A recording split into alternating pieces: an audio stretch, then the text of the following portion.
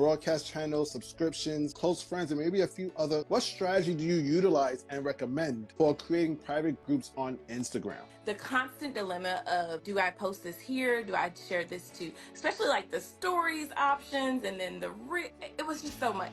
I want them to feel like they're literally sitting in my office and I'm speaking to them like it's a one-on-one experience. Call it a hyper BTS strategy. Start to make it something people enjoy coming to that's a little bit different than the normal, right? That's where we get that opportunity to be a little bit more creative, but also less pressure to make it beautifully creative.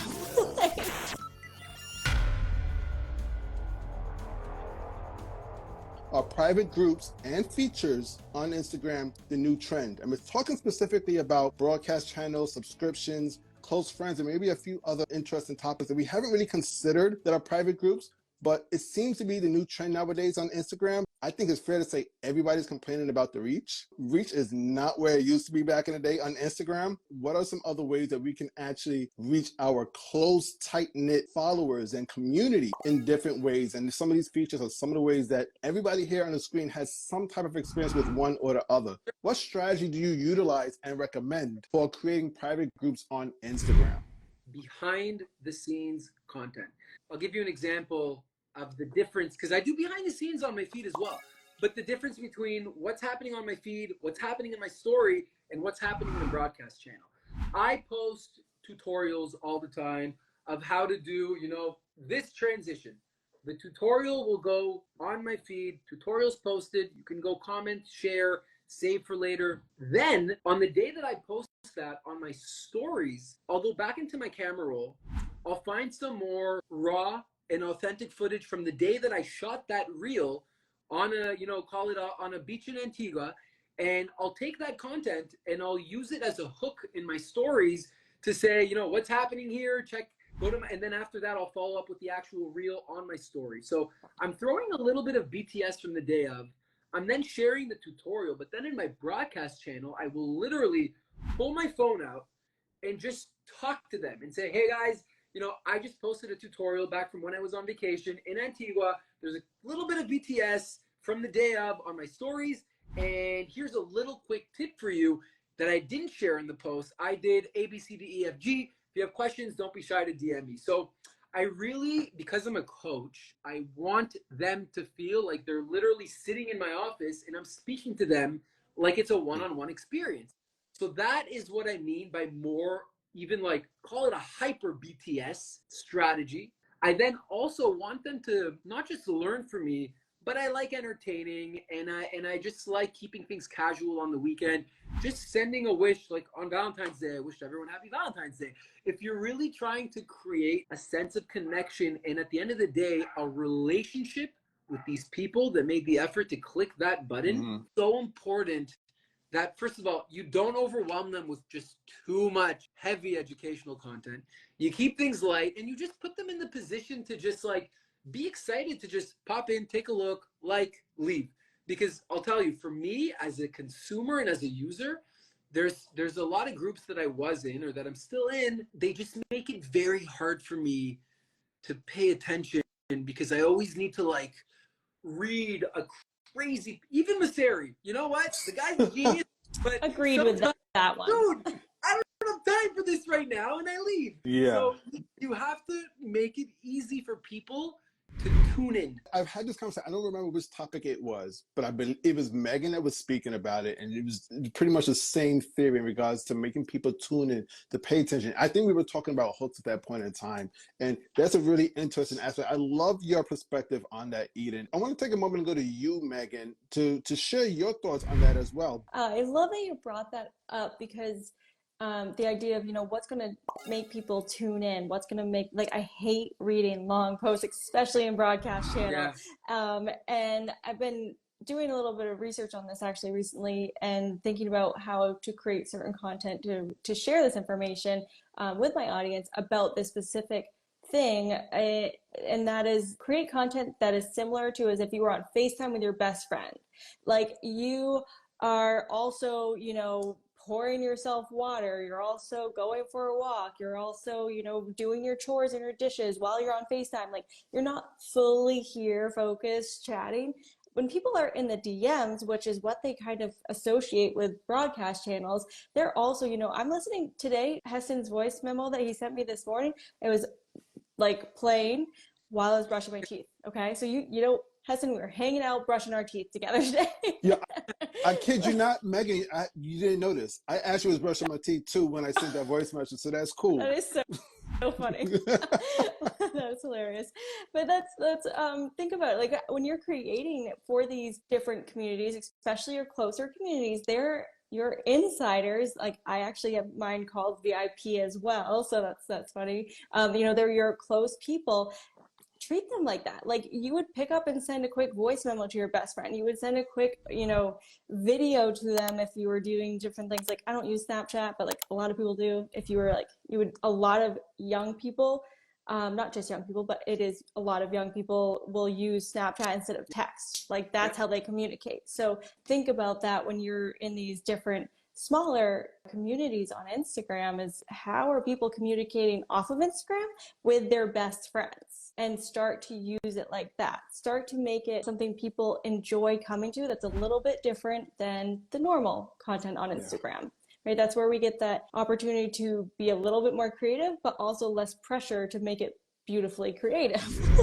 5 years ago, I used to use Snapchat regularly as well. And I think that there was like a feeling there where every time I got a Snapchat from my best friend, I knew like, okay, like I'm about to laugh or something. Yeah. There's a feeling of about to open up a snap.